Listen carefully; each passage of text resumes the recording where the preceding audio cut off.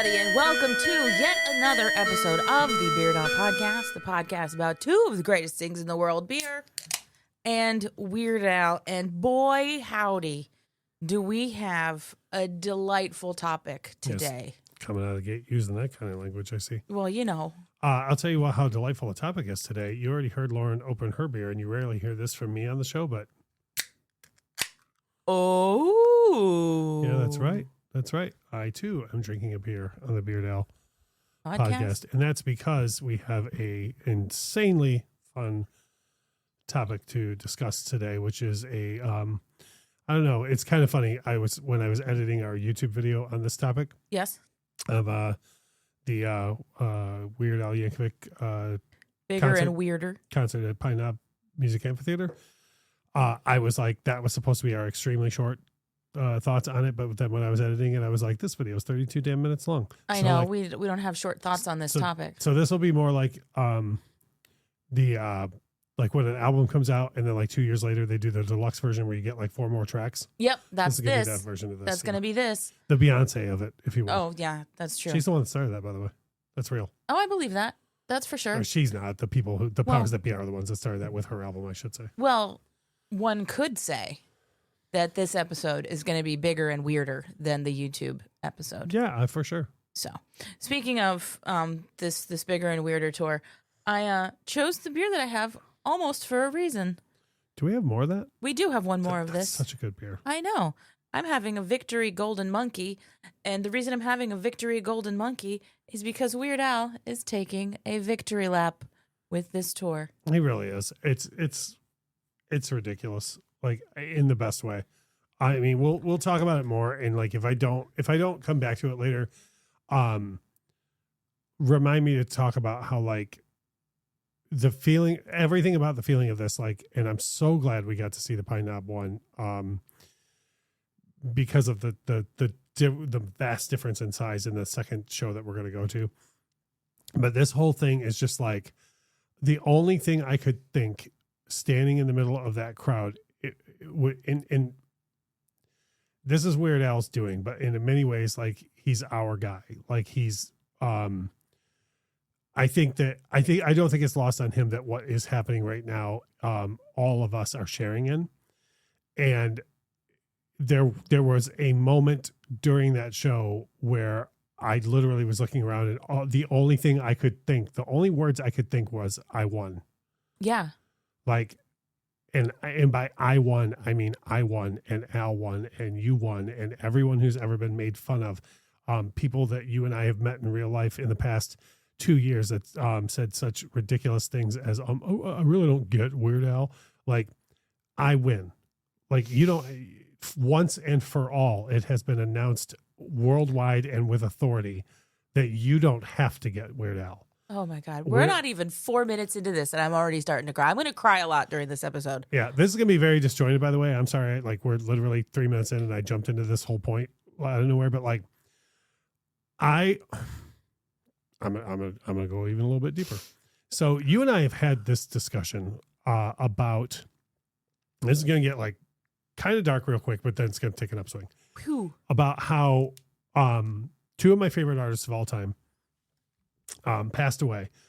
And I told you that the time that passed between their deaths, I grew a certain amount. And it's just so I'm not like burying the headline. So when Michael Jackson passed away in 2009, I am of the fact that up until about 3 p.m. on June 25th, 2009, everyone you know had a Michael Jackson joke. And I don't mean just the accusations. I'm talking skin color. People had the nerve to joke about how he was raised and mistreated. His voice, just all sorts of things about him that we were just allowed to make fun of, right? And then he passed away, and suddenly the entirety of the whole free world became the biggest fan. Oh, I was just the biggest fan. Oh, I was just big. No, you were not. And I was flat out angry about that for years. I just thought, no, that's not how this works. You don't get to jump on the bandwagon now. And in many ways, that same thing happened again when Prince passed, where and there's so many people now that might be like, oh no, he doesn't know what he's talking about. You know, like, oh, we've always loved Prince. No, we haven't. And I know that because I used to stand in 400 seaters that weren't sold out. Yeah. With watching Prince. So no, you all didn't love Prince, you know.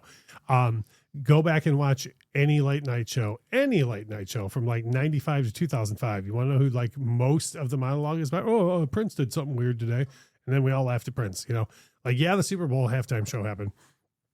But other than that, by and large, people were like making fun of Prince. And then he died and the whole world was like, oh, this is the greatest thing ever. And, I always asked you, this is where it's going to take an upswing. I always asked you, I'm like, you know, like, you don't know how that feels because you weren't like, you know, huge fans of others. And you also didn't turn around and be like, I'm now a big fan of this person because they passed away.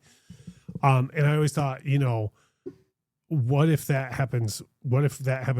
If Weird Al passes away and that's when it finally happens, right? Like when the whole world goes, oh, you know who's awesome? And like, and then like, you know, how would you feel? Right. But like, you're not going to have to deal with that because like we're seeing it while he's still here. Yeah. This is freaking amazing. It's incredible. Like, I'm still puzzled by that show that we saw, like in the best way, by the way. I assume I don't have to keep. No, we have so much to unpack here. And I'm going to cry through this whole thing. So people, just so you know, I did not start a Weird Al podcast for the fame. I did not start a Weird Al podcast for the fortune. I started a Weird Al podcast because I love Weird Al so much. I'm crying right now because I'm just so happy for him. Oh, I'd also like to say that you did not start a Weird Al podcast because you heard an idea someone else had and then took that for your own. Didn't do that either. Podcast. But I also did not start a Weird Al podcast to get a husband, but that happened. But yeah, we talked about this on the on the original recap, and this goes for the whole tour, I understand, but like for me specifically, when, you know, for years I couldn't get anybody to go to a Weird Al concert, and the only way I finally could get people to go is, you know, and this is going to be all back in my day, but back in my day, there was Amico station that was right at the corner of Sashabaw and Walden, where right by the Pine Knob Music Theater. And anytime you went there in the summer, there were just stacks of tickets sitting on the counter. And it was like for not necessarily anybody bad. It was just like people that didn't sell the place out. Like Eddie Money for like 20 years opened Pine Knob. Like he was always the first show. You could walk into the Eddie Money show. So like a month before then, you just go by the Amico and be like, hey, I'm at Amico. Who needs the Eddie Money tickets? You know? Yeah. And there would always be piles of tickets there. Well, Weird Al, when he always played in the summer, would always play Meadowbrook, which is up the road from Pine Knob, and it's like it seats like 7,500 or something like that. Same thing. It's an outdoor amphitheater. It's got a pavilion and an outdoor amphitheater. I've shown you footage of it with the Asia tour. Yep. And even in a place half the size of Pine Knob, less than half the size of Pine Knob, without fail, I knew I could just walk in there and grab as many Weird Al tickets as I wanted to, and then I would still be like. And Weird Al touches on this and is behind the music, but like any friends of mine, I would be like, so like, can I get you to go? And they'd just be like, is that like the white and nerdy guy? Like, is he's still a thing? Yeah. And I'd be like, yeah, he's still a thing. He's very much still a thing. You know, or like insert latest hit here, but you know, really, he's still, yep. Still a thing. And, like, I was there and I still can't wrap my head around walking into a sold out Pine Knob. 15,040 people. And just, I mean, packed. It was. I've seen Metallica in that venue and it was the same amount of people. It was magical. You know, I've seen Weird Al plenty of times. I've seen Weird Al in places as small as the tiny little amphitheater inside an amusement park, you know, and I've seen Weird Al at fairgrounds, and I've seen Weird Al in small theaters, you know, and I've seen Weird Al so many different kinds of venues. Well, it's like we talked to Scotty at Rock City, and he was telling you what I had told you about how him and I were at we didn't know each other at the time, but we were in the same shows in the early 90s. Where 400 seat venue that wasn't even sold out for two different shows. And this was after Nirvana came out. Yeah. I mean, this was like big mainstream Oh Al. man, everybody was in the spit zone for that one. Yeah, no kidding. And I couldn't get anybody to go to those shows with me. Like, it's so funny to me that I couldn't get anybody to go with me. Scotty couldn't get anybody to go with him, and now we're like Now you're friends. great friends. You know, And that's crazy. You know, and like it's a lot of it is very much what you said. Like you have a storied history with Pine Knob as a venue. I don't. But the magnitude of the place was absolutely not lost on me. You and I both cried. I think we were crying more than we were not crying during this show. With me for at least the first 4 songs. Like, and what's funny is I didn't even think that was coming out of me. Like I was like overjoyed and excited and everything. And when Tacky started, just as soon as it dun dun dun, like it hit me, I was like, "This is happening." Mm-hmm. I don't know why it didn't hit me until then, but I was just like, "This is happening." Yeah. And then when he showed up on the screen, and I knew where he was coming from because I've been all over Pine Knob. And then when I realized he was going to be coming down the other side of the aisle from us, like. When he appeared on the screen, and by the way, I want to touch on this a little bit more later. The Detroit crowd. Oh gosh, I know. You got to see why people go on about Detroit as well. Like it's why live albums have been recorded there since the '60s. Like everybody looks at their tour itinerary and goes, "But there's Detroit right there." Like you saw firsthand why. The moment he showed up on the screen, the roar. It was like you just flipped a switch and I just started ugly crying. Yep. Like it was insane. And it's like, I've heard people cheer for Weird Al before. I've been in the front row for Weird Al as many times as I've not been in the front row for Weird Al. Do you know what I mean? Mm-hmm. And like, we had very good seats. We weren't in the front row, obviously, but we had very, very good seats. And like, it's like you said earlier, this is a victory lap. This is vindication is the word that I want to use for this, right?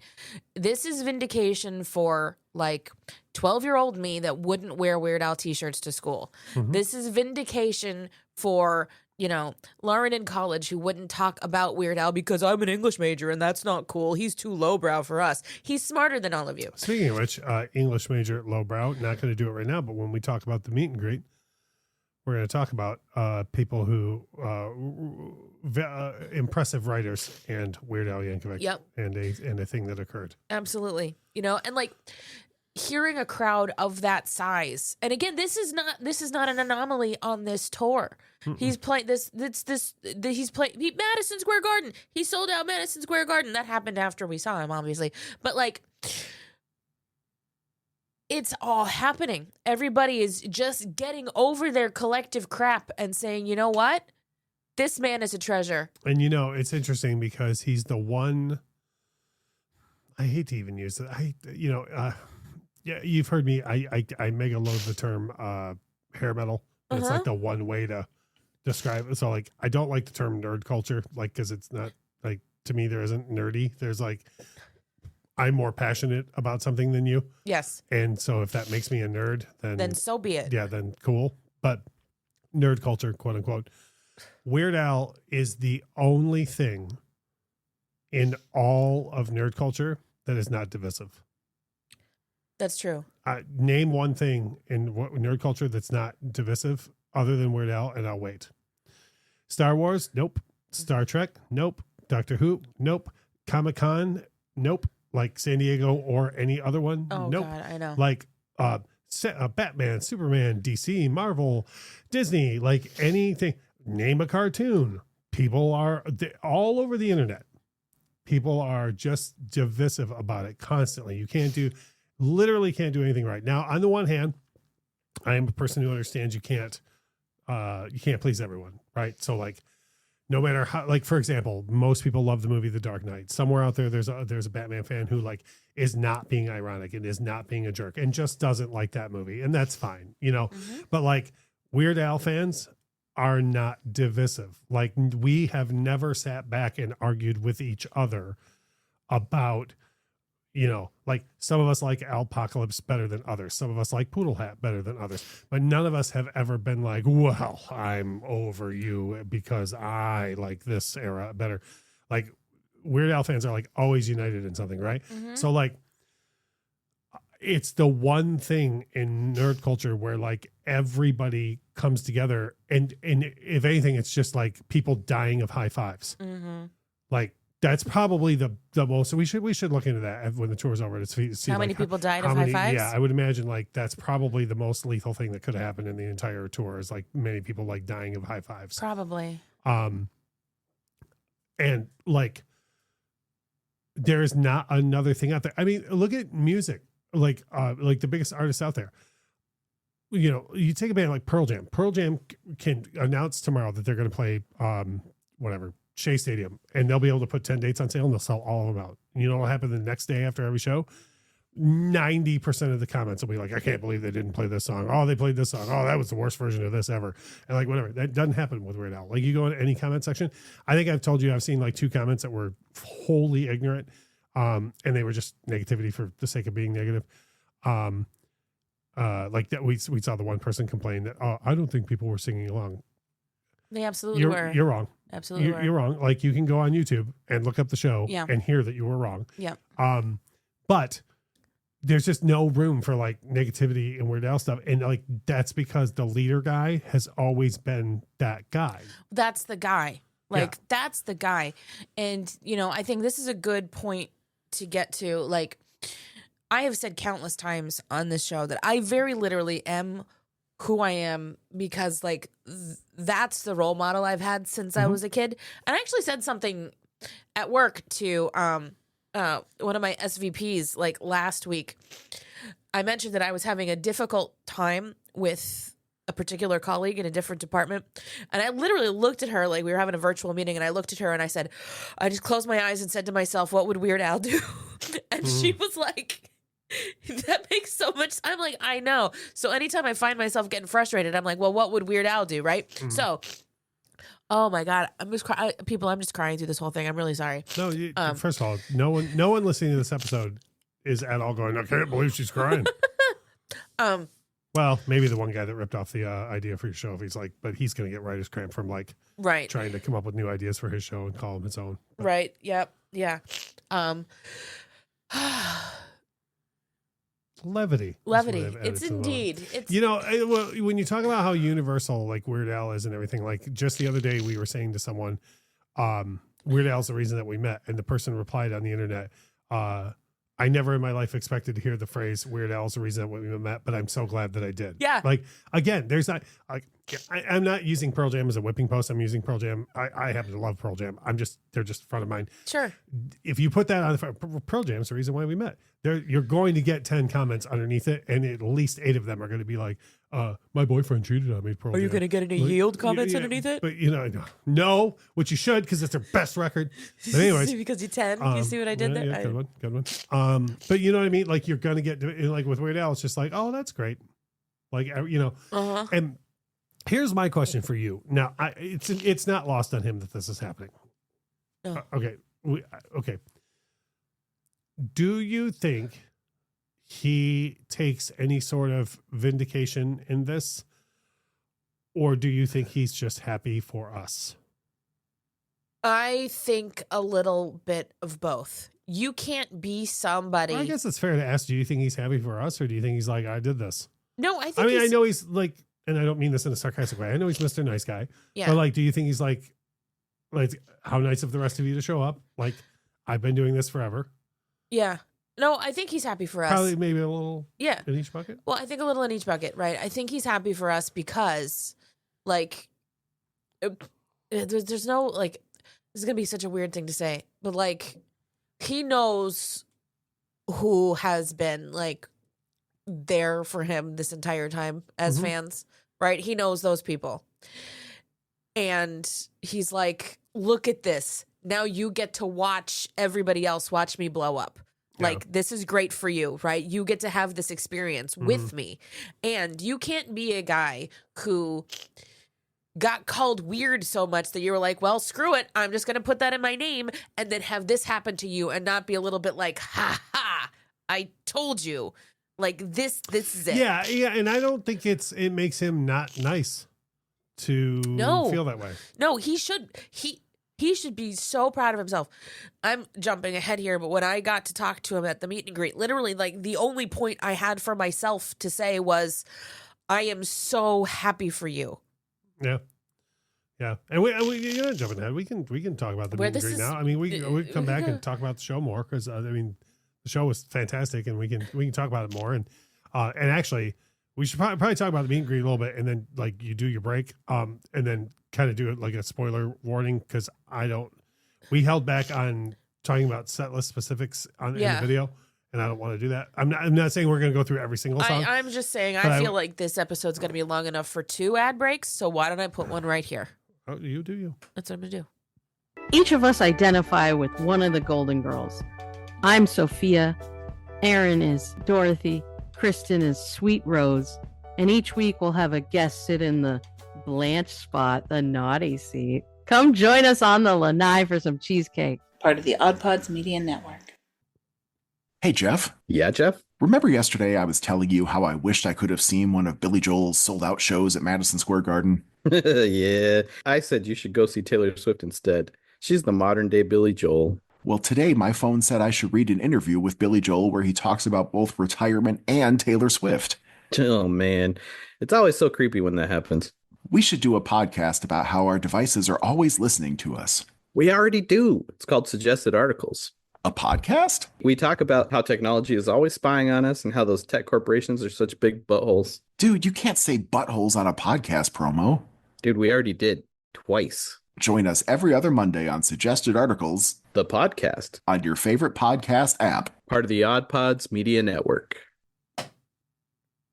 Okay, we're back. Man, I can't get back in that. Thank you. So do you want to talk about meet and greet or set list? No, we'll do meet and greet. I think we talked about this on the YouTube channel. We'll just quickly talk about this. I was confused by the backstage thing because I didn't realize you went through the line twice. I feel like, we should explain it. Well, I mean, look, the meet and greet stuff I've done before has never been like professional type stuff. Like all I've ever done is, and again, this grandpa's from a different time. I've done like radio station stuff or whatever else. Really, like, or I've been fortunate enough to meet some artists where I happen to be in the right place at the right time. That type of thing. Like, everything I've ever done has been like, you wait in line. There's a guy sitting there. Pass him the CD. You tell him how much you love his album. He forgets to spell your name right and signs it, and then moves on and tells you to make sure to come to the show tonight. Yeah. And like, that's what I'm used to, that type of thing. With this is like very organized thing. It's like, you're going to go through the line once. Everyone goes through the line once, take a picture with Al, and then everybody goes back through the line again because then he sat down with a poster or whatever it is that you or a writing device, and then you either have him sign the poster or the thing. Yep. The only tips that I would have for the people running it, and not that they're asking or listening to this, but I didn't want to make any part of it inefficient. Right.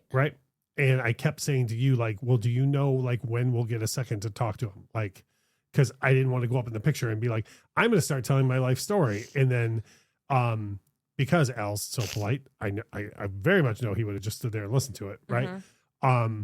But then my thing is, I always think about enough other people enough to where I didn't want someone else to see that and then them to do it and then slow down the whole damn line.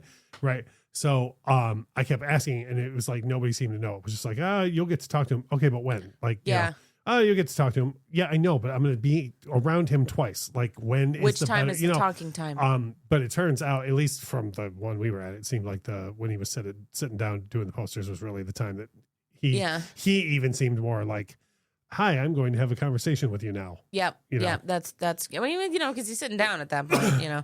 You just put on a big ass show. He might as well, talk to you while he's sitting. But yeah, so if you are listening to this and you are doing a meet and greet situation on the bigger and weirder 2025 Weird Al Yankovic tour, be prepared to go through the line twice. So, just mentally be ready for that because it's going to be late And it's not, and you're going to be there for a while. And also, it's not the end of the world. Like, and it depends too. Like, we went to a venue where there was 15,000 people in there, and I have to assume the meet and greets are probably done by size of venue or something. I would have to assume. I would think so. And so, I mean, there had to have been 300-400 people back there. Yeah. And even, I mean, once the lines got moving, it was quick. But again, I think that, and this is more on the venue and the, it's never the artist that hires these people. It's these like event on site and all these terrible companies that are supposed to specialize in experiences, but concierge experiences. Yeah, and they're terrible. Those people are the ones that are unorganized, but once they finally got everything together, that was like, oh, okay, well, now we're all going to move in this direction, and then it was fine. So yeah, I'm not saying that. I'm just saying, like, if you go back and you start asking questions, like, don't be surprised that nobody knows what they're doing, and it's not. It is in no way Weird Al or his people's fault. These are all he's just going where they tell him and doing what literally. He's supposed to do. Absolutely. Like, having been on the other side, like, I have a friend of mine who's an artist who's been in that situation, and it's very much just herding cattle for them as much as it is the fans. Yep. Like, they literally are like, what? Oh, through this door? Okay. Yep. Down there. Okay. Wait, are we? No, we're not. I thought we were sitting here. No, Yep. we're over there. Like, that's like, and then they just sit there, and then the thing happens, and the whole time, like, they don't even know when it's over. Like, the artists, they're just like, oh, there's more. Okay. Like, okay. Yeah. Yep. So, but anyway, so I don't mean to make that all sound terrible. I'm just making sure people know what to expect. It's part of the experience, right? But like, obviously, as you go through it, you get what you get out of it, Yep. And we were near the end of the line, both times through, which is fine. So we finally get up to the point where it's time for our picture with Al, and you tell this better than I do because like this happened to me. Yeah, well, and I can't really, like, the best I'll describe it the best I can. So if you're listening, hopefully you understand what I'm saying. So if you've ever seen someone in this type of line, or even like in a real world scenario, if you see like a higher up at a business and like, everybody in the office goes to talk to them, and you can tell they don't know anybody's name, and or they've been told like whose name to know or whatever, and then they come up. And the person's like, Jim from accounting. And the guy's like, oh, yeah, you, Jim. I know you, Jim, and then like, and everyone else around is like, that guy doesn't know who Jim is, So you could see that happening. And again, everyone listening to this knows Weird Al's the nicest guy on earth. So like, I'm not at all being like, like, oh, he was being rude or anything. He wasn't being rude at all, but he's going through the motions, mostly because what else are you supposed to do? Right. You're standing there staring in one direction. They keep pointing you to the right. And some person who you may have met somewhere along the lines, but so many people are on planet Earth. There's no way you can remember all these people. Comes up, they tell you their name and whatever else, and in some cases they're crying, some cases they're like scared in a good way, sometimes they're like overconfident bros. Like, you never know what to do. You're doing 400 first impressions in a row. I've been all three meeting Weird Al at this point. Yeah. And then you turn around, and with Weird Al though, and with many celebrities and rock stars and stuff, it's like they're just like, oh, okay, cool, and then they turn and they take the picture, and that's it. Like with Weird Al, he was like full on, like, what are we doing? And like guys were like, well, I'm gonna throw my leg up here, and you're gonna do this, and like whatever, and he was just going along with all of it. But then it was like very like, like, oh, okay, all right then, okay, bye, and he'd like shake, and very like going through the motions. Yeah. So then Lauren comes up to talk to him, and he like turns to the side as if he's going to do what he's done with like the 30 people in front of her. And then when he saw her, he just was kind of like, oh, hi. Oh, hi. Like he like face lit up like like, oh, nice to meet you. And then like, you could see his eyes get big, like, oh, it's you. And then he was like, oh, hi. And then like, without you even trying, he just instantly hugged you. I'm crying again. Yeah. And then from my perspective though, and maybe this people won't understand what I'm trying to say, but he closed his eyes when he hugged you, like literally had that like Hallmark look on his face, like, oh, good to see you, friend. And I told you, and I'm not trying to speak for Weird Al in any way, shape, or form, but I have a friend of mine who's toured all over the world, and he was telling me about how musicians very much silo people into cities. Like they just know of like, oh, when we get here, I'm going to see, even if they don't know by name, when we get there, I'm going to see that one girl, or when we get to that city, that one guy with the back patches on his jacket will be there, like that type of thing. And when they see people like that in other cities, they're like, oh, like they're surprised by it. And the fact that he had that, the only way I can describe it is he had a look on his face like he was like so pleasantly surprised to see you, and where he wasn't expecting to see you. Like you in his mind you're Florida. Yeah. And he just kind of looked like, like look at this. Like he was so excited to see you where you're not. I'm not supposed to be. And so when we get to the St. Augustine show, I would be surprised if there's not something along the lines of like you again, or like something like that, but it was so genuine and sweet, and like just to be like, and again, people get so hung up on like these people, each one of us thinks of Al as our guy, every person listening to this has their story of that time they were made fun of for listening to Weird Al, or the stories like I was saying, you couldn't get anybody to go with you, or you were made fun of, or whatever.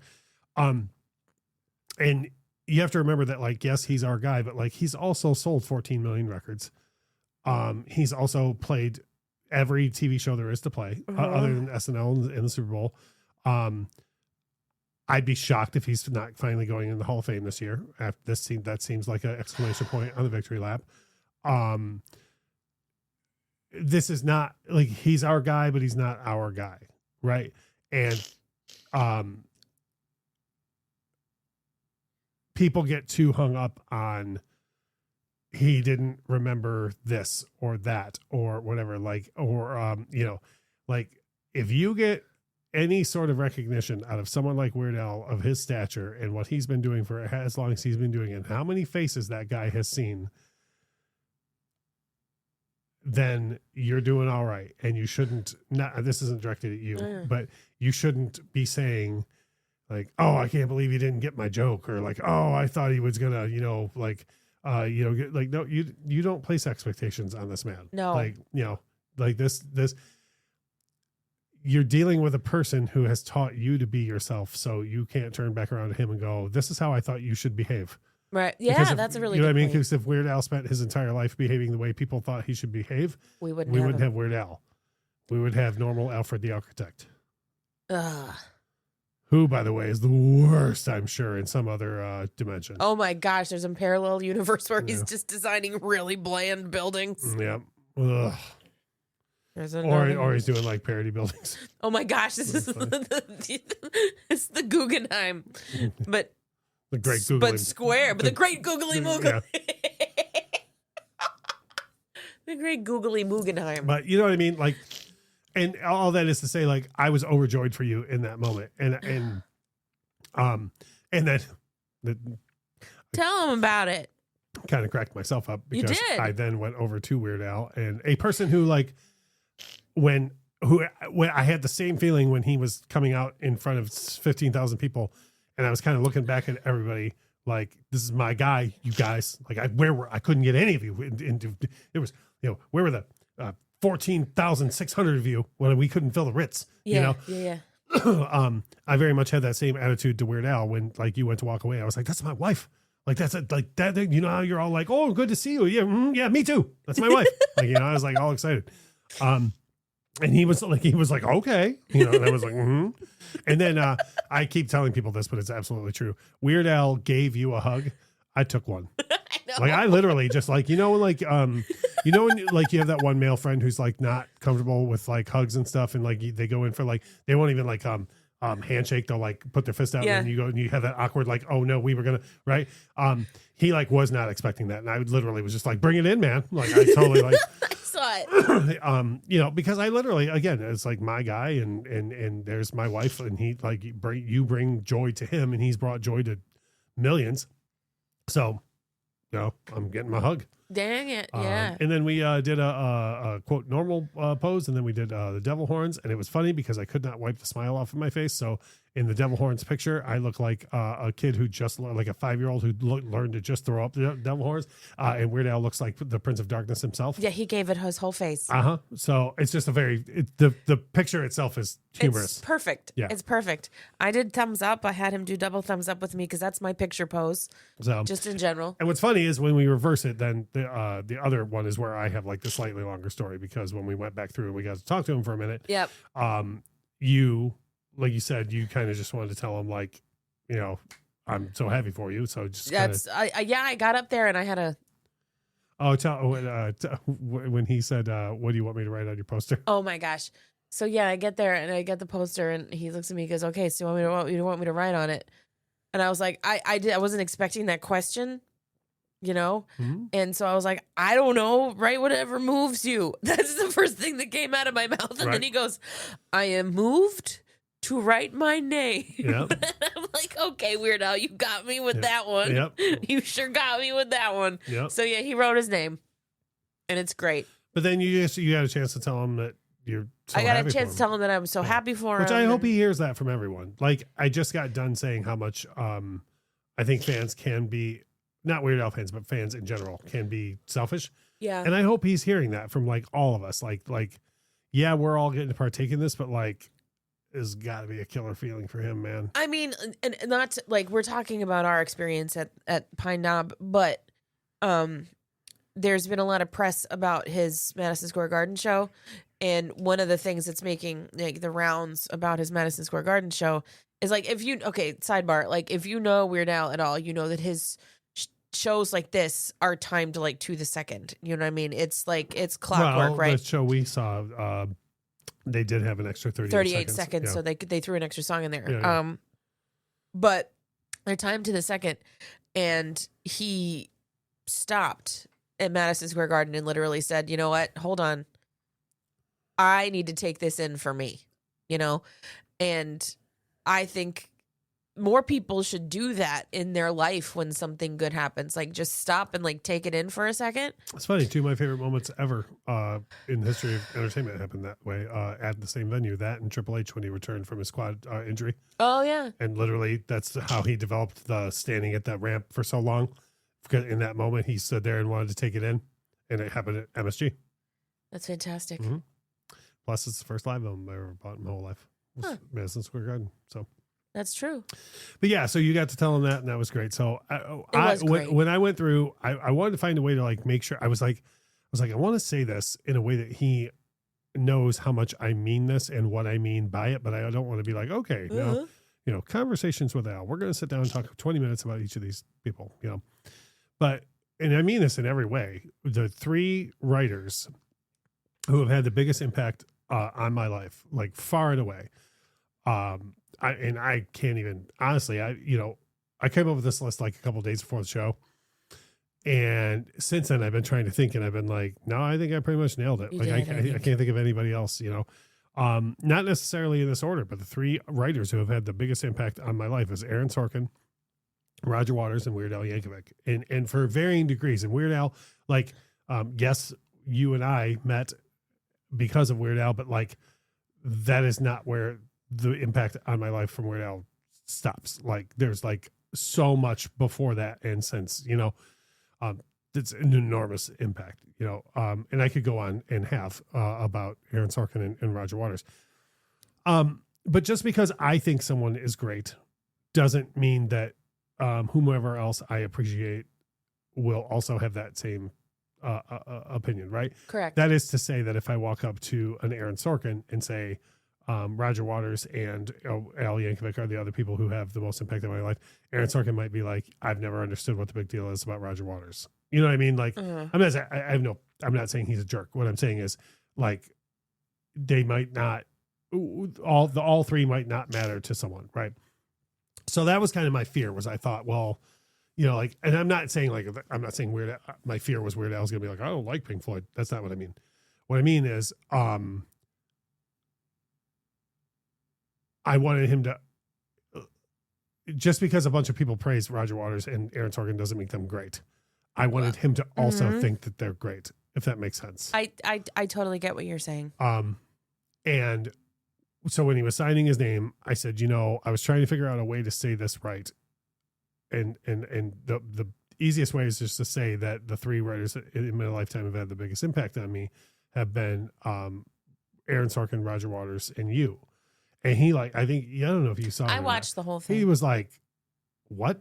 He put his hand on his chest. Well, no, that's in a minute. Oh. But he just was like, he's like doing his thing, and he stopped and looked up and was like, what?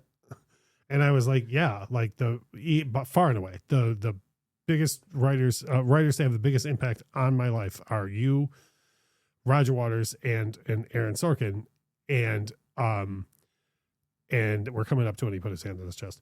And he he said, he made the noise that made me go, oh, he does get it. He goes, and kind of really, because he had already said what, and then did that. And then I said, and the only other thing that I want to say is I don't know that I'll ever get to meet Aaron Sorkin, but I did get to meet Roger Waters, and I got to thank him for the impact that he had on my life. And now I want to say thank you to you. And that's when he put his hand on his chest, and he goes, thank you. That really means a lot to me. And the way he said it, you saw it. It wasn't just like, oh, neat. And then I walk away. He's like, who the hell's Roger Waters? Not that he wouldn't know. You know what I'm saying? Yeah. Did you hear that? The guy thought Aaron Sorkin was impressive. No, he got it. And again, like I say, I don't expect anyone again in sports or whatever. If you walk up to somebody in sports and you're like, oh man, I looked up to you, this guy and this guy, what's coming is oh, well, I'm the man, yeah. And in that moment, I think Al he just had this air to him, that's high society, and if I was going to rank him, Al's not at the bottom of that list, I think he's insanely brilliant. You and I were driving along, I think in Detroit still, we were driving along talking about on how many different levels people don't understand what it is that Weird Al really does. Yeah.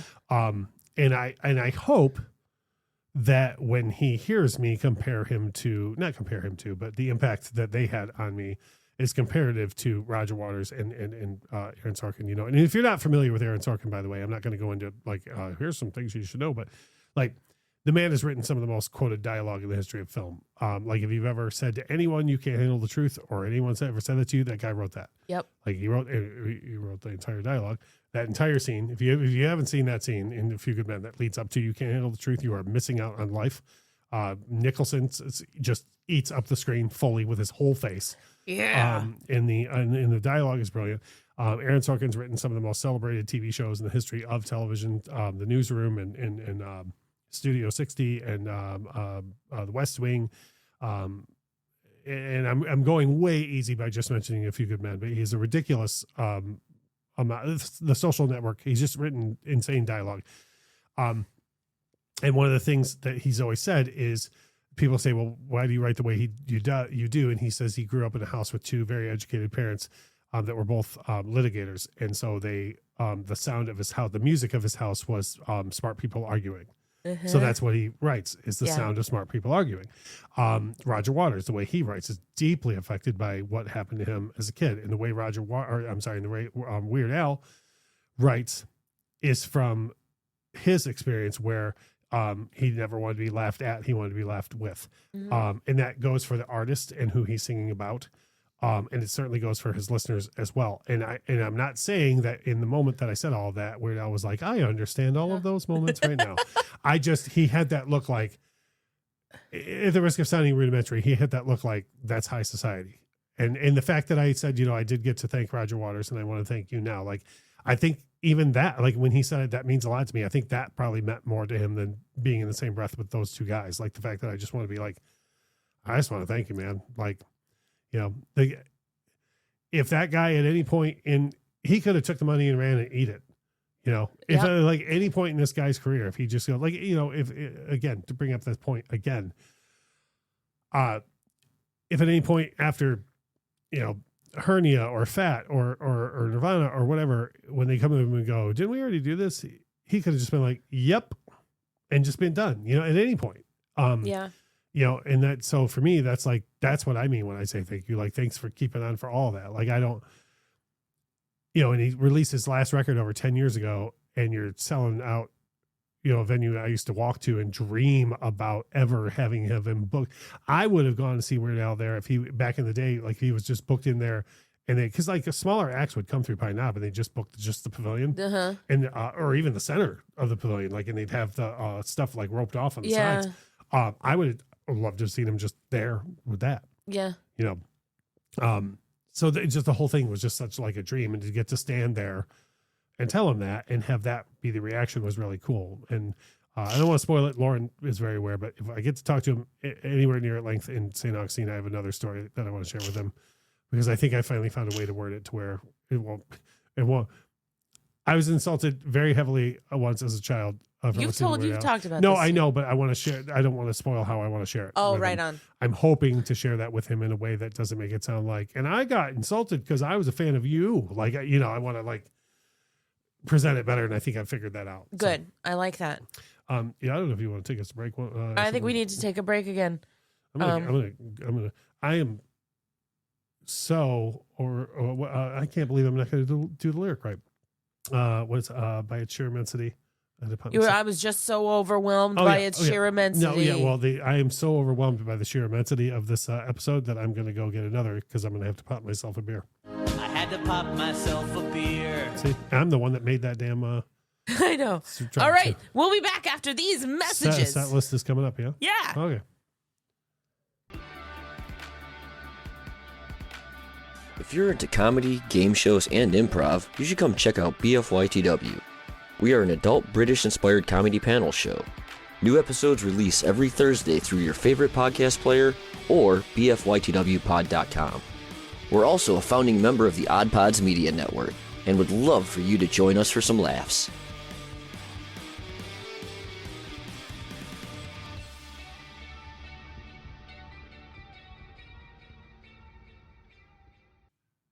Is your popcorn ready? Then pull up a chair and join me, Robert Yanis Jr., at Crooked Table Productions, where we discuss the world of film from a fresh angle on 2 exciting shows. On Close Watch, we get to know our guests through the movies they love, from current hits to timeless classics.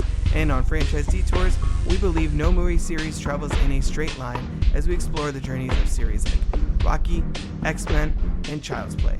Both Close Watch and Franchise Detours are proud members of the OddPods Media Network. Find them wherever you get your podcasts and on crookedtable.com. We'll see you at the movies.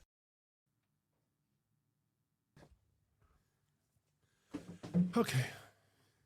And we're back. She works for the station, guys. I love that. The one. What's she doing here? She works for the station. Oh my Lord. Fantastic. Well, we really are back.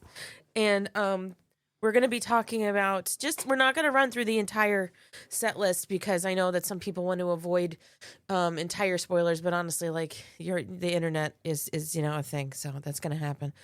But we're just going to talk about the stuff that stood out for us, the stuff that we really enjoyed, and just kind of highlight what we thought was special about this tour. Yeah, well, I'll start by saying I don't think there's anything that doesn't work.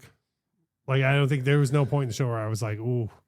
I was a little surprised by the amount of originals, but like I don't care because I love them all. But like, and also the Detroit crowd did not care at all. So that's I like that point, and I feel like what's really cool about this tour now at this point is under his belt, Al has the ridiculously self-indulgent ill-advised vanity tour and the unfortunate return of the ridiculously self-indulgent ill-advised vanity tour.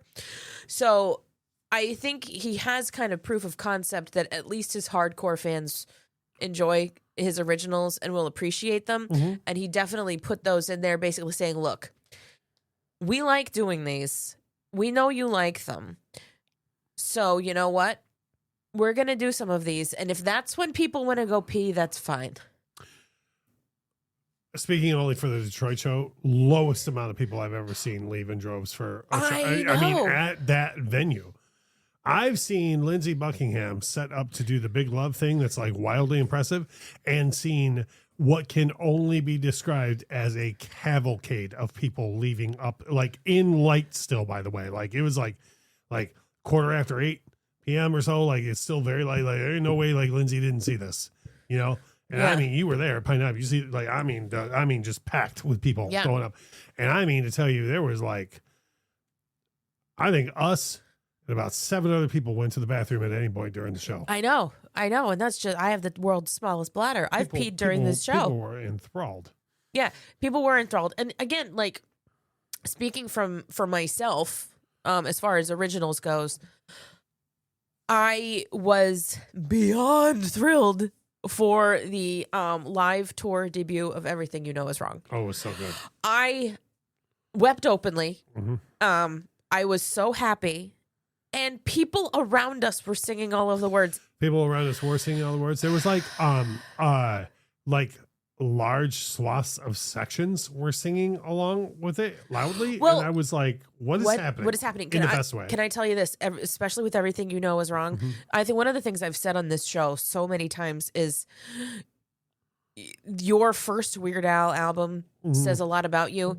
And the age range of people that were at this show, a lot of them, Bad Hair Day was their first Weird Al album. So that means Everything You Know Is Wrong is in their blood. And it's, you know, I mean, Weird Al's obviously very astute. I'm sure things like that were taken into consideration. He's like, but then again, I was also, and this speaks to the set list, I was also surprised by Nirvana just kind of was there. Like it, I mean, like people cheered. And so, but I would argue that Nirvana was one of the lower crowd energy songs of the night. Full disclosure, and this is my show, and you can come at me for this if you want. Every time I've seen a conventional Weird Al show, Smells Like Nirvana is my bathroom song. Yeah, well, it's whatever. It's my bathroom song. First of all, nobody should come for you. And second of all, it's totally acceptable to have any bathroom song. I go to Guns N' Roses, and Sweet Child of Mine is my bathroom song, and I don't care who knows it. Like I've been to probably 50 GNR shows in my life. There's only so many times I can hear that song before I got to go. Yeah, you got to go. And it's like just because there's a Billy Joel poster behind you. The reason I knew my friend Trish was my best friend was about a month into our friendship. We went to see Billy Joel together, and we were both sitting there, and I could tell that we both had to pee. And as soon as River of Dreams started, we were like, "Can we go pee now?" That was we were like, "Yeah, we could go pee during this song." You all have your pee song, but that's interesting. I mean, I could be wrong. It seemed like the lowest crowd energy of the whole night. Yeah, I you could tell it. And I mean, enjoys... I'm not championing. No, I mean, it's. I like it. It's got to be in the set list. Yeah, he's got to do it. Plus, we got a tuba solo live. Well, that was an added thing to it, and I liked the staging of it. You know, with they really brought the video to life more than they had before. You know, I thought that was really great. I was really stoked to see Mission Statement. No, that was very good. You know, as an adult in corporate that America, almost, to me, I love that song. What's interesting too is that almost is like to me, Tacky and that as a 1-2 punch is like almost for older Al fans. It's like hey, here's what this new band is capable of. Yeah, or the expanded band. Rather. The expanded band is capable. Between those two songs, it was really a showcase for like this is how good this is gonna sound. And like, I love Mission Statement so much, and like he couldn't have done that without the expanded band. And I just need to share this again, like with like just for your mind's eye, right? Like a week and a half after we saw Al at Pine Knob do Mission Statement, you got to do it at Bethel Woods. Yeah, Mission Statement, where Woodstock was. Oh, I know. Like, yeah. What? I know. What? It's awesome. Set list wise, I'm trying to think of that. I mean, I don't want to skip right to it. There was my hands down my favorite song of the whole night. I don't want to skip right to that. The medley I thought worked really, really well. The quick costume changes in the medley are impressive. Yeah, really. Hawkeye with his harmonica work. Yeah. Well, I think Weird Al looked a little annoyed with him at times standing there. Well, but, you know, that's between the two of them. That's not mine to tell. But that was a lot of fun. Fat was fantastic. It's oh my God, like this is like a totally full circle. like for me, because I said the first time I saw Weird Al was at the amphitheater inside Hershey Park, and I was in front row for that. So the first time I ever saw the fat suit, like I could almost touch the fat suit, and then to see it at a place this large was like, I don't, obviously it's the same fat suit, right? Doing the same kind of thing, but like the fat suit was dwarfed by the crowd. Yeah. You know, like the fat suit looked huge the first time I ever saw it. Oh yeah. Well, and you're also right in front of him in a much smaller venue. Yeah. You know, and now it's like, look at this. This is fantastic. Yeah, I thought that was great. Yeah, I mean, I'll just skip right to it. Far and away, the highlight of the night for me was eBay. Like, I know. I mean, it went over like wildfire, like proving yet again that it should have been the first single off that record. The band, the expanded band, absolutely helped hold everything together on a cut like that. The fact that Weird Al is 65 and still singing that song in the right key, or in the original key rather, and you know, for anybody, it's like, oh yeah, but he's got all those people singing with him. Mm-hmm. He hit "I'm Highest Bidder" on his own. Had the microphone about 4 feet out from his mouth. Shades of two of my favorite vocalists, Elvis and Michael, and just nailed it. You know, and not for like cheap promotion, but if you go on our YouTube channel, the Infectious Groove Music YouTube channel, just like swipe through the shorts till you get to it. I took video of 14,000 people with their phones out, like lights on, like as if the Backstreet Boys were there, except they were all like singing at the top of their lungs for Weird Al. And I did get all the way up through where he hit the it's beautiful. And it was just far and away the highlight of the night for me. Like honestly, very much for me too. Like there were so many highlights of that show, but yeah, seeing eBay happen that way was just so cool. They did such a good job for it, you know. And again, longtime listeners of this show know that Poodle Hat is kind of our thing here, and for that Poodle Hat track to get its flowers that way in such a beautiful get so much way, love and to sound so good, and yeah, like I think I was weeping openly the entire time. I'm still crying right now. Well, you have to remember, you know, there's so much that comes with this, and we talked about this, but you know, when you say it's not fun to say, oh, I got picked on for Weird Al, or like these are like horrible things that happened. Like it wasn't fun and it wasn't cute, and to this day, like I say, I reference it again. We just met someone within the past 2 years who was looking so far down their damn nose at us that they were like standing on top of the Empire State Building looking at us. I've never really understood. I don't really get Weird Al. Like, who do you think you are? Like, what do you do here? Like, what do you bring to the table? Like, because I know what Weird Al brings to the table, and I know what his fans bring to the table. Like, help me understand what you do. Like, if somebody needs to be explained here, it's sure shit not Weird Al. Yeah. You know, and so when you say like, oh, I'm you know, I was crying, oh, I'm still crying, or you apologize, like, no, like this is an emotional thing. Like this is like, had turned famously 50 years old 2 weeks before that concert. I've been going to Pine Knob since 91 or 92, somewhere around there. I still got to figure that out. Somewhere around there. Anyways, I've been going to Pine Knob since before the dawn of time. As previously stated, I've seen everybody there. I saw the first 3 Lollapaloozas at that place. First time in my life I ever heard a Pearl Jam song was in that building on Lollapalooza. The only time I can remember crying at Pine Knob, it's probably happened other times because literally ridiculous amount of shows, but the only memory I have of crying prior to that was the summer after my mom passed away. Train came through and they did When I Look to the Sky, and I was like not even ready for that. Like, I know the song and it was current at the time, and I was like, well, they're going to do that for sure. Yeah. And as soon as it wasn't even the piano, it was when Pat Monahan started singing. We were up on the lawn. I just instantly started. It was as if someone played D minor because I started weeping instantly. Yeah, well, you know, it's the saddest of all keys. And like I say, as soon as he came on the screen, like there's just this release of like, you know, I mean, I gotta say the totally go off the deep end on your show here. No pun intended. But like, you know, there was just a big release of F all of you. And I mean all of you.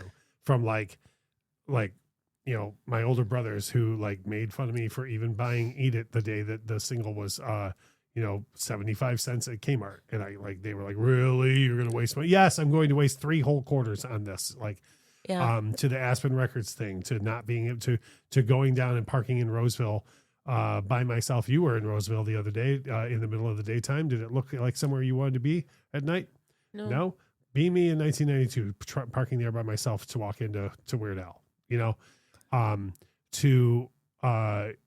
you know, getting up to the self-indulgent stuff, and people are really like, what is that? You know, like, what, like, oh yeah, look, he's playing these like tiny places. Yeah, on purpose, by design, damn it. Like, you know, all the way up to and including, like I say, people just, you know, like, really? Like, you know, I don't get it. You know, there's this release of just, yes, really. Yes, really. Yes. And also addendum, go F yourself. Like, this is my guy. And we won. Like, he won and I won by addendum. We won. And like, I just kept looking out over the crowd and thinking like, I won. Like, I've wanted this forever. Like, I've wanted other people to even remotely understand this near a level that I understand it. And here are 14,000 people who totally are here and invest. I saw a total of 1 person scrolling on their phone. And it wasn't even egregious. Like, I think it was during a song he didn't know. Like I said, aforementioned, we saw like 4 people go to the bathroom, maybe during the entire show. Yeah. They closed the main set with Paradise, I think. Yeah. Amish Paradise. Yeah, Yes. I thought for sure. Again, not to be a dead horse. I've seen Bon Jovi in that building. And I've seen them close like their main set with like whatever their current single was, right? And then like over half the place is like, all right, well, let's go. You know, all they're going to do is limit on the prayer. Like, nobody left. I mean, nobody left. No one. Like, there was no one going up the steps. And I was just standing there being like, is this for real? Everybody stands. And it was like, I kept elbowing you and going, Detroit. Because the roar that kept happening, that's why it's okay to get emotional. Now that you need my permission, but that's why, like, it's an emotional thing. This is your guy. Like, this is this day, in this day and age in social media, we hear a lot about standing on the right side of history, which is one of the dumbest phrases I've ever heard, right up there with virtue signaling. Like, as far as people trying to justify what they're doing right now, like, you don't know that you're standing on the right side of history yet with all of your like political movements. I can tell you, as far as music history goes, you've been standing on the right side of history for the longest time. And like, the validation, in my opinion, has just begun. Like, I would be shocked if he's not on the Hall of Fame bill finally this year. And he's going to be a first timer. Like, if they put him on there, he's going in. Like, they're not going to put him on there and then leave him off for like several years, like they did with Sabbath or anybody like that. Like, if he goes on there, he goes in. I don't know that they've talked about the Super Bowl yet this year, but that like, I know every year people go, this is the Super Bowl show we really want. Wouldn't surprise me if that's already in the works. Like, you're probably going to get an SNL performance. Like, I would love this an is the SNL guy. performance. Like, this is the thing where he's finally being like vindicated is the word that you said. I'm crying and have full body chills right now. Well, that's fully acceptable. Here's my thing. If you don't feel that way about this, then I don't know. Like, what are you doing here? There's nothing, and just so like, people listening to this don't have any idea. Like, we're sitting, you know, where we always record the show, and like, there's just the wall of Weird Al stuff in here. There's pictures of me with him, all the posters, all my autographs, and just like albums and all this stuff. And like, every time I get like overly emotional, I just kind of I keep looking at him. Yeah. So, like I said, you know, the show, it was everything that we wanted it to be. I hope I can't see how all these dates aren't everything that Al wants them to be. Like, I mean, they have to be. It's beautiful. And I feel like we would be remiss if we didn't. I think I was trying to go here before, but then we went off in another beautiful direction. And I would like to steer back just to the fact that, like, by virtue of the fact that we were in, in Michigan, Zach, your son, my stepson, was there with his girlfriend and their group of friends. Their Awesome group of friends. Group of kids. Which was fantastic. Couple theater kids in the mix. Shout out. I was like, oh, you kids are going to love this. Oh, my like, God. They were like, wait, he does the thing. And I was like, oh, yeah. Yeah. You're about to die. None of them had ever seen Weird Al before in concert. And what a way to see Weird Al for the first time. I know. Like, to them, that's normal, by the way. Like, yeah, like I know. You know, like when you go to see Weird Al sell out Pine Knob, you're like what? And like that was just so impressive. And, I love that Zach was able to give us kind of a recap of his group's like thoughts of it afterwards, and was like everybody walked away impressed. I said one kid said he was eternally grateful. Yeah. Yeah. Which I'm trying to articulate. I'm not trying to make fun of that. I'm articulating that. It's a great, like, what a wonderful phrase for Ian? A young person. Yes. Hi, Ian. I'm glad you're eternally grateful. Because you should be for Weird Al. But when like then we met up with like other people kind of in our peripheral like friend group ahead of time and stuff like that. And I also feel like you need to mention here your friend Nick from Rock City. Yeah. When we ran into him, you mentioned it on the YouTube channel, but I feel like the people here also need to hear. But like we ran into him and like in the, as the show was going on, and you were just like, I started crying when Tacky happened, and then yeah, I mean, I told him, and we've talked about it before, but a very good friend of mine, Nick, runs Rock City Music in Detroit, and when I say he's a metal guy, I don't ever want to discount metal fans in the first place, but like, he's a metal guy. He's not the first guy that you'd ever be like, oh, that guy for sure is gonna like be a huge Weird Al fan, but like he's a son of Detroit. He's very cultured. He's more than one thing. He's certainly not just a metal guy, and he's also a dude who knows how to be able to express himself. And, when we ran up to go to the restroom, which I think was one of the only times we actually saw him at the show. Yeah. And he just happened to be he was like literally like running back from the bathroom, and he like kind of ran by me, and I was like, dude. And he was like, dude, because, it's Detroit speak. It's 1,000 words were uttered in those two dudes. I believe it. And he goes, this is just amazing. This is amazing. And I said, dude, I don't have any problem telling you. I was ugly crying when he came down the steps for Tacky, and he goes, dude, I was literally just wiping tears a minute ago, just thinking about this is a guy who's like hangs out with guys from like Slayer and Blackberry Smoke and Alice Cooper and stuff. Like in real life, he hangs out with these people, and he's like wiping tears at a Weird Al show, and you gotta love it, It's so beautiful. And again, also I should clarify, it's not like Nick did not just come to the sermon that day. Like he's been in church for years. Like, I just want to be clear. It wasn't like I'm not just like, oh, and also he finally gets it. Like, no, he gets it. But, no, so and I think the point that was made here, right, talking about Zach and his group of friends, and then Nick, and then like us, and all this, that, and the other, is that the crowd was 15,000 strong for a reason, right? It was people finally did the thing that people weren't doing for you, where somebody was like, hey, you want to come to the Weird Al show with us? They said yes. And so you had people there that were seeing Weird Al for the first time. You had people there that were seeing Weird Al for the 27th time, and everywhere in between. And everybody was there for that shared experience of it.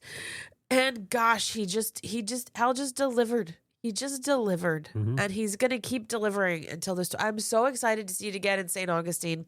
We're going to have another recap of that because we're going to do this for that again because it's going to be a different experience. I mean, a whole different experience. For those of you curious why we keep saying, like, if you're like, it's the same tour and it's an amphitheater. First of all, and not to be that guy, but I will put Detroit up against a concert in any other city on planet Earth. And by the way, in that discussion is London, Tokyo, LA, Chicago, and New York. I will put any of those. I've been to concerts in 3 of the 5 of those cities, and I can tell you there's not even close to the vibe in a Detroit room. And on top of that, as previously mentioned, Pine Knob Amphitheater in a sold out setting seats 15,040 people. whereas the St. Augustine Amphitheater seats 4,400 people. So there's going to be a third or less than a third of the amount of people at the show in St. Augustine. So it's going to be a wholly different vibe, like all the way across the board. I mean, it's going to be like almost like one of those things where it's like, when Garth's doing a arena tour and he shows up and does like a club show or whatever, like that's going to be like almost the same type of thing, It's going to feel weird. So, but I mean, don't get me wrong. I'm not at all downplaying it. It's just gonna be a whole different thing. Yeah, and we're gonna do it all different too. And I'm just projecting because we don't have great seats for that. But I kid you not, we're probably almost sitting as close as we were at Pine Knob. Probably because the whole venue of the amp can fit easily inside the pavilion of Pine Knob. Yeah, that's fair. I mean, like easily. Yeah. You know what? I'll give it to you. So yeah, even if we go up to the last row of the thing, we'd probably still be sitting around where we were sitting in Detroit. That's fair. Yeah, and if you haven't, and again, not to plug our content, but if you go over the YouTube channel and watch the review recap over there, we put a bunch of pictures in that, and like you don't get it until you see Pine Knob like with and without people in the seats. And I took pictures of both and put it in there. It is, I mean, no matter how much I tried to prepare you, I think when you finally got in there, you were like, dude. I know. I'm going to do my best. Huge. It's huge. I'm going to do my best to remember to put a link to that YouTube video in the show notes. But if I don't, don't blame me. That's why it's good. That's why it's good to record this so close to the release date. That's true. Remember that stuff. I might remember it when I edit this tomorrow. So, but then of course, it's a wonderful time. It is a wonderful time, and if they ever invent time travel, do yourself a favor and go back and catch the show. That's true. It was delightful. Well, if they ever invent time travel, go back and listen to this show again. Then after you listen to this show, then go to that show. I mean, yeah, or go back to last Thursday night so you could pay your phone bill on time. Right. Well done. Thank you. I think that's it. So this has been our little break in between sides of Polka Party. Next week, not next week, 2 weeks, the next episode, which comes out in 2 weeks from today, because this show comes out every other week, not every week. So next time, we're going to have a newcomer to the show and to the podcasting world in general. Our friend, Kevin. Very sweet individual, music lover extraordinaire. Extremely kind individual, and has never done anything along the lines of any sort of podcasting, and he's very anxious about it. And I can't think of a better place to dip your toe in the water of podcasting than with this show. Yeah, so he'll be here to talk about Here's Johnny as we kick off side 2 of Polka Party. We should watch Short Circuit between now and then. We might. I like part 2 better, but no one else does. But we could watch it again. We've got a lot that's going to happen for side 2 of Polka Party. We're going to have to watch Ruthless People. Okay. So anyway, thank you so much for listening to our recap of the bigger and weirder. I just thought while you're heading out, thank yous. Maybe you wanted to thank me for. Thank you, Russ, for rolling in from the other room. Yep. I didn't thank you at the beginning for that. I'm sorry. Well, we'll see what happens next time. Okay. You're going to not roll in? You don't know. I don't know. Okay, well, tune in to see if Russ rolls in or not. Right. Okay, goodbye. Thank you so much. Okay, bye.